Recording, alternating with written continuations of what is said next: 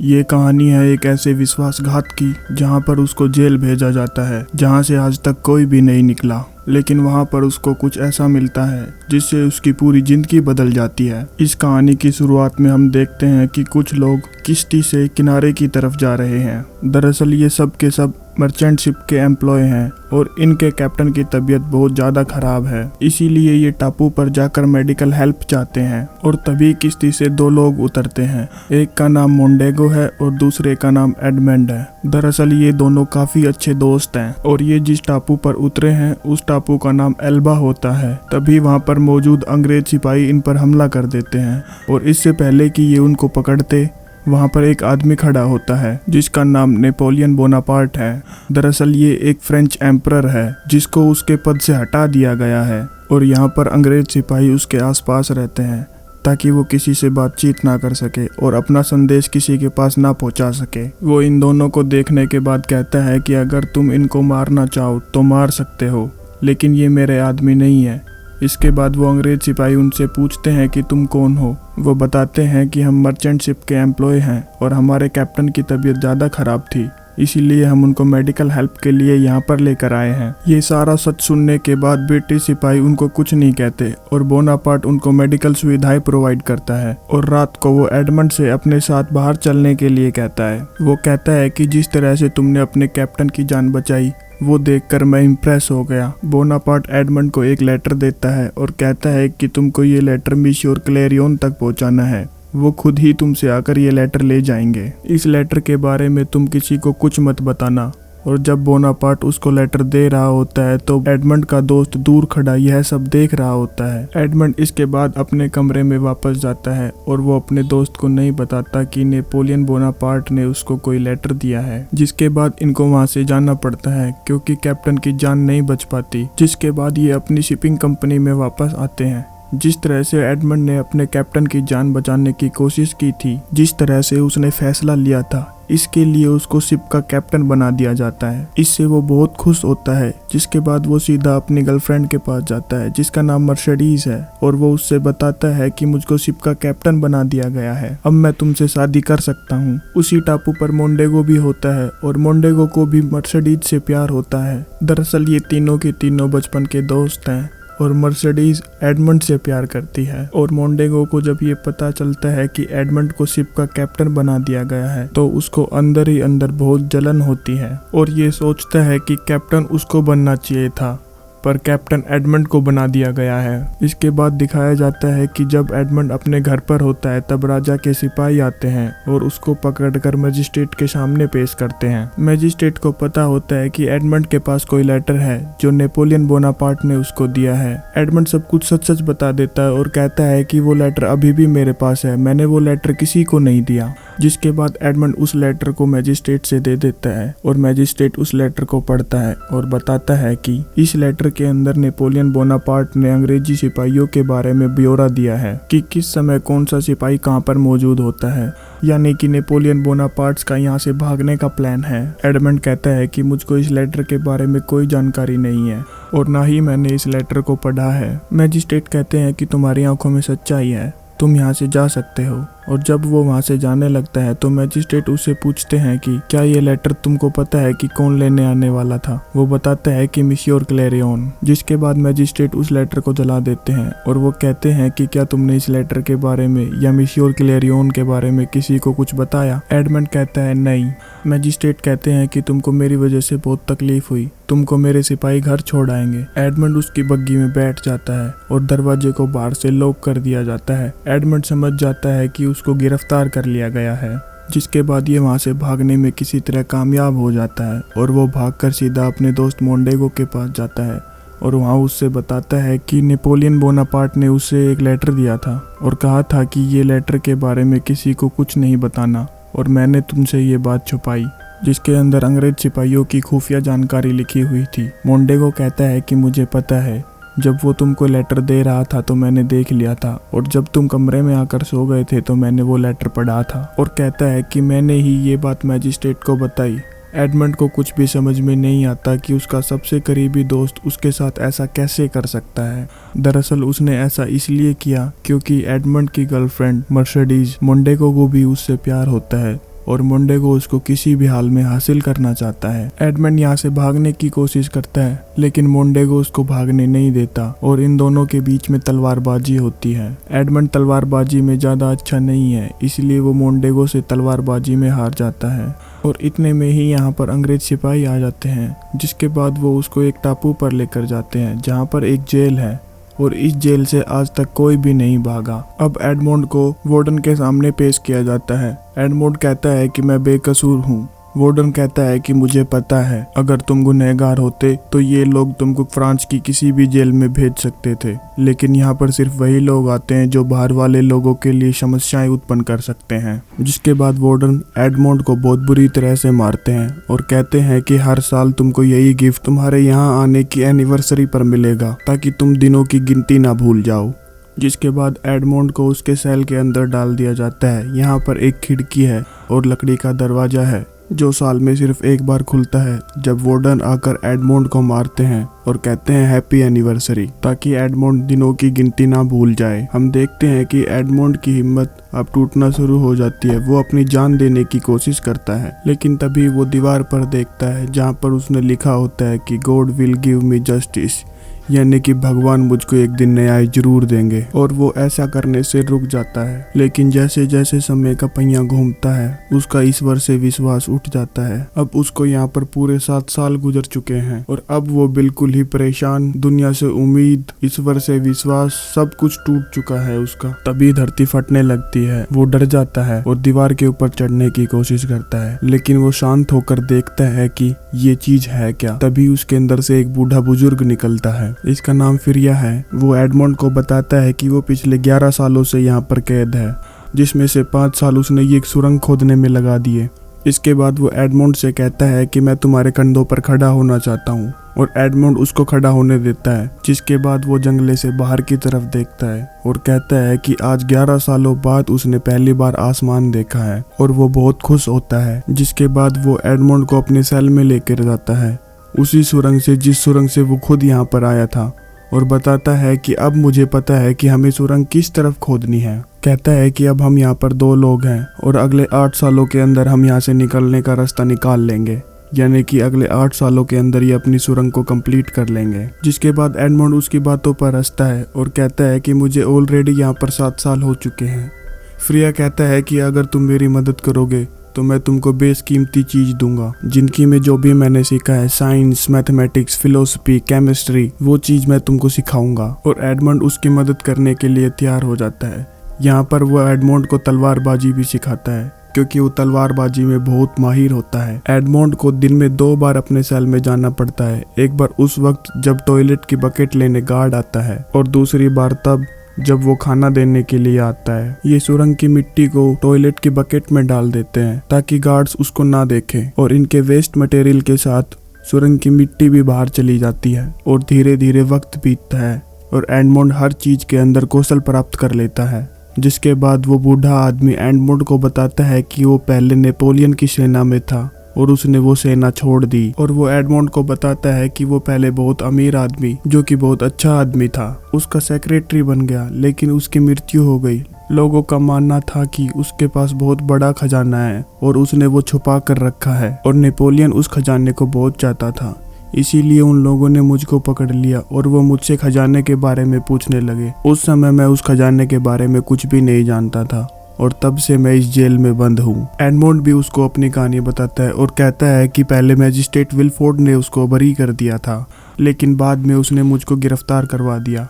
Freya कहता है कि उसने अपना फैसला बदला, इसके पीछे जरूर कोई कारण होगा। और एडमंड को याद आता है कि उसने पूछा था कि नेपोलियन का लेटर कौन लेने आएगा। उसने जवाब में कहा था कि मिसियोर क्लेरियन, और ये नाम सुनने के बाद उसने लेटर को जला दिया था। फ्रेया कहता है अजीब है, देश के खिलाफ इतने बड़े विद्रोह के सबूत को मैजिस्ट्रेट ने जला दिया, जरूर इसके पीछे कोई वजह होगी। और यहाँ पर एडमंड पूरी बात समझ जाता है। दरअसल जो नेपोलियन का लेटर लेने आने वाला था वो मैजिस्ट्रेट का पिता होता है, जो कि पहले नेपोलियन की सेना में कर्नल था, और यदि उसके पिता के ऊपर देशद्रोह का आरोप लगता तो उसकी भी नौकरी जा सकती थी। उसके ऊपर भी देशद्रोह का आरोप लगता, उसको भी सजा होती। वो अपने आप को बचा रहा था और एडमंड को ये पूरी बात समझ में आ जाती है और धीरे धीरे सुरंग खोदते खोदते ये एक पेड़ की जड़ तक पहुंच जाते हैं, जिसके बाद इनको सिर्फ ऊपर की तरफ सुरंग खोदनी है, जिसमें सिर्फ कुछ ही हफ्ते का टाइम लगेगा। एडमंड कहता है कि मैं भी छीनी लेकर आता हूँ,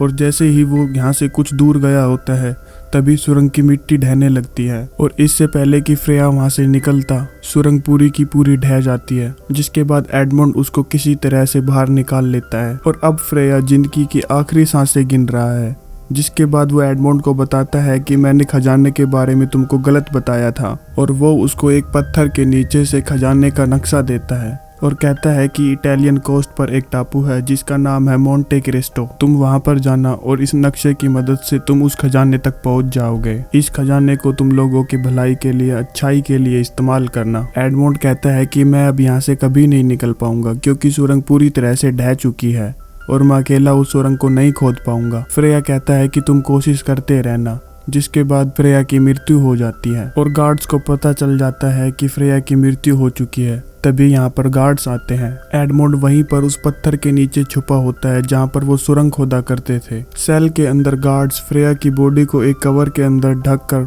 वार्डन को बुलाने के लिए चले जाते हैं। वार्डन यहाँ पर आता है और वो फ्रेया की बॉडी को उठाकर यहाँ से लेकर चले जाते हैं। दरअसल यहाँ पर कैदियों की बॉडी को जंजीर में बांधकर ताला लगाकर समुद्र में फेंक दिया जाता है। गार्ड्स कहते हैं कि हम इसको 3 की गिनती पर फेंकेंगे।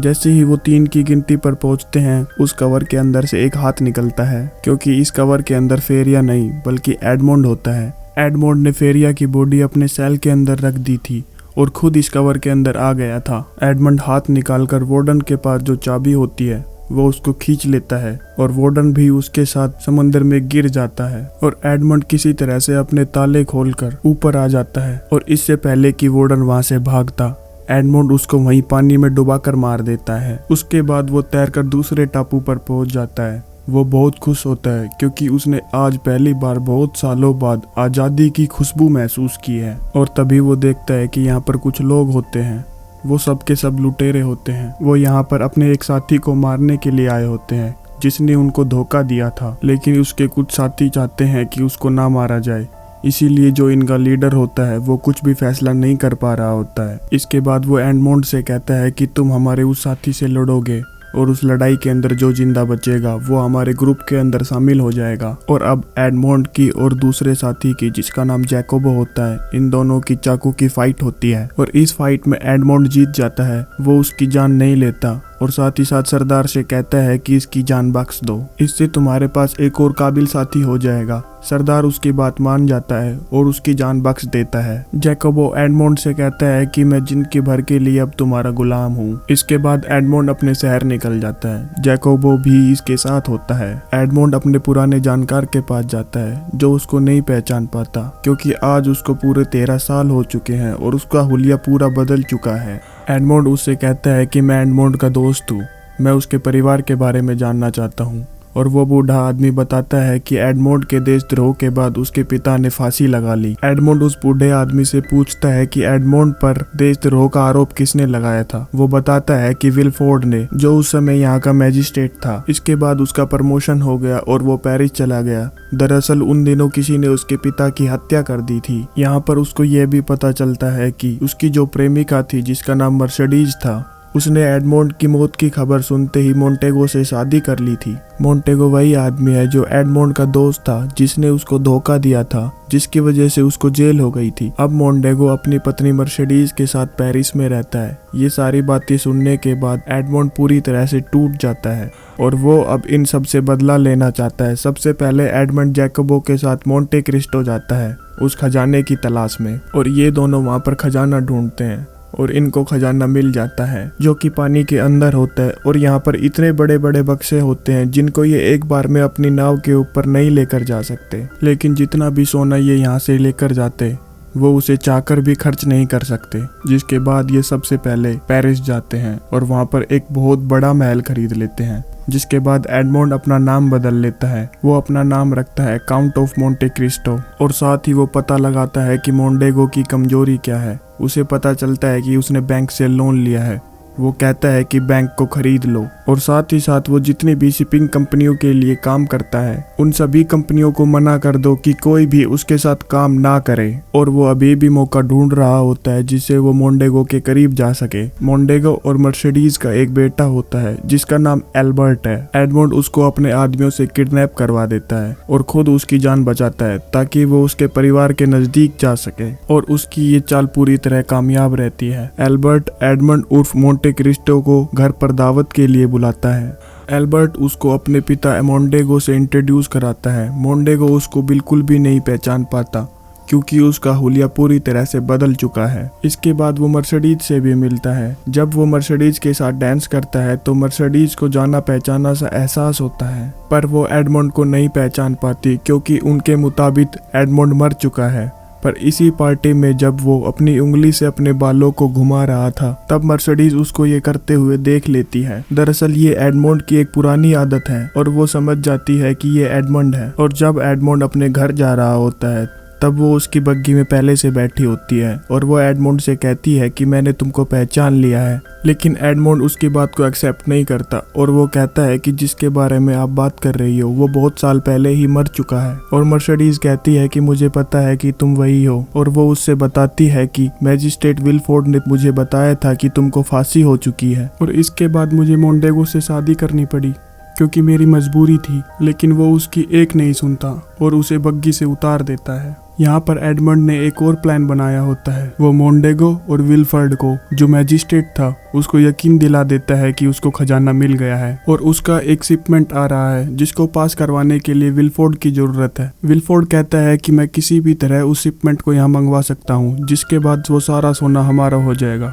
मोंडेगो कहता है कि मैं एक पुराने दोस्त को जानता हूँ जो हमारी इस काम में मदद करेगा। और जब पोर्ट पर एडमंड का शिपमेंट आता है तो मोंडेगो का वही पुराना दोस्त जिसे एडमंड भी जानता है, दरअसल ये वही आदमी होता है जिसके बदले एडमंड को शिप का कैप्टन बनाया जाता है, जिस वजह से ये जेलस हो गया था और एडमंड को फंसाने में इसने मोंडेगो का पूरा साथ दिया था। और जब ये पोर्ट पर उसका खजाना चुरा रहे होते हैं तभी एडमंड आ जाता है। उसके साथ पुलिस भी होती है और इस आदमी को गिरफ्तार कर लिया जाता है। और इसके बाद एडमंड सीधा मजिस्ट्रेट विलफोर्ड के पास जाता है। वो स्टीम रूम में होता है। एडमंड उससे कहता है कि तुमने आज से कई साल पहले मर्सिडीज से ये झूठ क्यों बोला कि मेरी मृत्यु हो गई है। विलफोर्ड को कुछ भी समझ में नहीं आता। एडमंड उससे कहता है कि तुमने ऐसा इसलिए किया ताकि मोंडेगो और मर्सिडीज की शादी हो जाए। तुम दोनों ने एक सौदा किया था। तुम अपने पिता से परेशान थे। वो नेपोलियन का साथ देना चाहते थे। वो नेपोलियन के वफादार थे और तुमको इस बात का डर था कि कहीं वो देशद्रोही साबित ना हो जाए, इसीलिए तुमने मोंडेगो से अपने पिता का कत्ल करने के लिए कहा। विलफोर्ड कहता है कि ये बात बिल्कुल सच है, लेकिन तुम कभी इस बात को साबित नहीं कर पाओगे और मोंडेगो कभी इस बात को एक्सेप्ट नहीं करेगा। एडमंड कहता है हाँ वो तो नहीं करेगा, लेकिन तुमने कर लिया है। और इतने में ही धुएं के पीछे से गार्ड्स आते हैं और वो उसको उसके पिता के कत्ल के जुर्म में गिरफ्तार कर लेते हैं। और वहीं मोंडेगो अब इस शहर से भागना चाहता है क्योंकि उसके ऊपर बहुत सारे धोखाधड़ी की केसेस हैं, उसके ऊपर बहुत सारा कर्ज है और साथ ही साथ उसके ऊपर खून करने का इल्जाम भी है। और वो मर्सिडीज को भी अपने साथ चलने के लिए कहता है। मर्सिडीज कहती है कि नहीं, मैं नहीं आऊंगी। मोंडेगो कहता है कि ठीक है, तुम मत आओ, मैं और मेरा बेटा यहाँ से चले जाएंगे। मर्सिडीज कहती है कि नहीं, वो तुम्हारा बेटा नहीं है, वो एडमंड का बेटा है। एडमंड के मरने के बाद एक यही कारण था जिसकी वजह से मैं तुमसे शादी करने के लिए तैयार हो गई। इस बात पर उसको बहुत गुस्सा आता है और वो उस जगह पर जाता है जहाँ पर उसने एडमंड का खजाना चोरी करके छिपाया होता है। वो बक्से खोलकर चेक करता है तो वो पाता है कि उनके अंदर सिर्फ मिट्टी भरी है। और इतने में ही एडमंड भी यहाँ आ जाता है अपने असली रूप में। मोंडेगो कहता है कि तो तुम जिंदा हो और वो अपनी तलवार निकालकर उस पर हमला करता है, लेकिन अब एडमंड उससे भी बहुत बेहतर तलवारबाज है और वो उसको एक ही हमले में परास्त कर देता है। लेकिन इससे पहले कि वो उस पर फिर से हमला करता, मोंडेगो का बेटा एल्बर्ट वहाँ पर आ जाता है और वो एडमंड के ऊपर हमला कर देता है। एडमंड उसको मारने ही वाला होता है, तभी यहाँ पर मर्सिडीज आ जाती है। वो एल्बर्ट से बताती है कि तुम्हारा पिता मोंडेगो नहीं एडमंड है और एडमंड भी ये बात सुनकर हैरान हो जाता है। लेकिन तभी मोंडेगो अपनी गन निकाल लेता है और एडमंड का साथी उस पर हमला करता है, जिससे मोंडेगो का निशाना चूक जाता है और गोली जाकर मर्सिडीज के कंधे पर लगती है। जिसके बाद मोंडेगो वहां से भाग जाता है और एडमंड उसका पीछा करता है। जिसके बाद इन दोनों में तलवारबाजी होती है और एडमंड उसका खात्मा कर देता है। और अंत में ये दिखाया जाता है जिस जेल में एडमंड ने अपने जीवन के 13 साल गुजारे थे, एडमंड उस जेल को खरीद लेता है ताकि दोबारा किसी पर उस तरह से जुल्म ना हो जिस तरह से उस पर हुए थे। और वो कसम खाता है कि वो अपने जीवन को अच्छाई में लगाएगा, जिस तरह से फ्रेया ने उसको खजाने का नक्शा देने से पहले कहा था। और इसी के साथ ये फिल्म, ये कहानी यहीं पर समाप्त हो जाती है। और अब हम बात करते हैं इस मूवी के कुछ इंटरेस्टिंग फैक्ट के बारे में। ये फिल्म सन 2002 में रिलीज हुई थी और IMDb पर इसकी रेटिंग है 7.8। इस मूवी का बजट था $35 मिलियन और इस मूवी ने बॉक्स ऑफिस पर कमाई की थी $75.4 मिलियन। इसी के साथ चलते हैं, मिलते हैं नेक्स्ट वीडियो में। धन्यवाद।